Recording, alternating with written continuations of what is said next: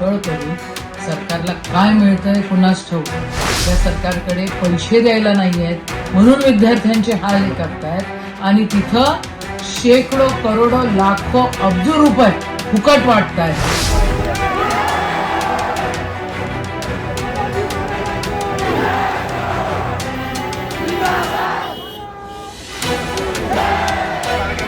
साक्षी मानून भारताचे संविधान हातात घेऊन महाराष्ट्रात करत आहे.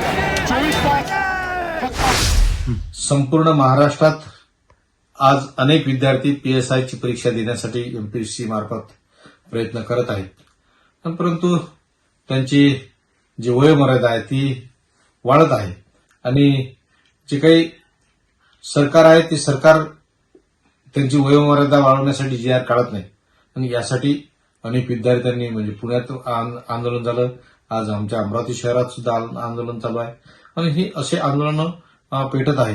म्हणून मी सरकारला या निमित्तानं इशारा देऊ इच्छितो की सरकारनं या संदर्भात त्यांची वयोमर्यादा वाढवण्याच्या संदर्भात लवकरात लवकर GR काढावा की जेणेकरून या विद्यार्थ्यांचं नुकसान होणार नाही. विद्यार्थी हे परीक्षेला पुन्हा बसून आपली पुन्हा ती परीक्षा देऊन पास होतील आणि अनेक कुटुंब आज बसतील. म्हणून सरकारनं त्यांचा जास्त अंत न पाहता अनेक ठिकाणी आंदोलन येत आहे. आज अमरावतीत एक यापूर्वी पुण्यात झालं, आम्ही उल्लेख केलाच, पण या पलीकडे असे सातत्यानं त्यांचे आंदोलन चालू राहतील. म्हणून सरकारनं हे लक्षात द्यावं.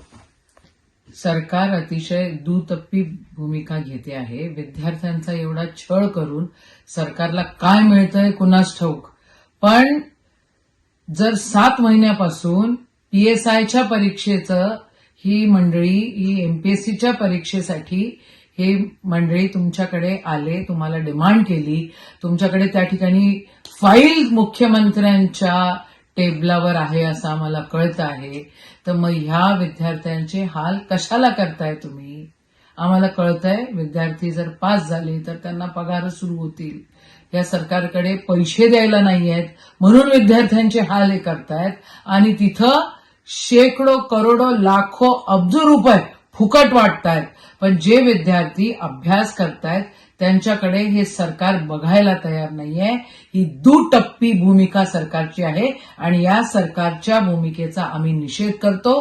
काँग्रेस पक्ष म्हणून आम्ही विद्यार्थ्यांच्या सोबत आहे आणि आदरणीय मुख्यमंत्र्यांकडे जर ती फाईल आहे तर त्यांनी ताबडतोब वयोमर्यादा वाढवण्याची फाईल ताबडतोब त्यांनी सही करून हा GR काढला पाहिजे अशी सगळ्या विद्यार्थ्यांची डिमांड आहे.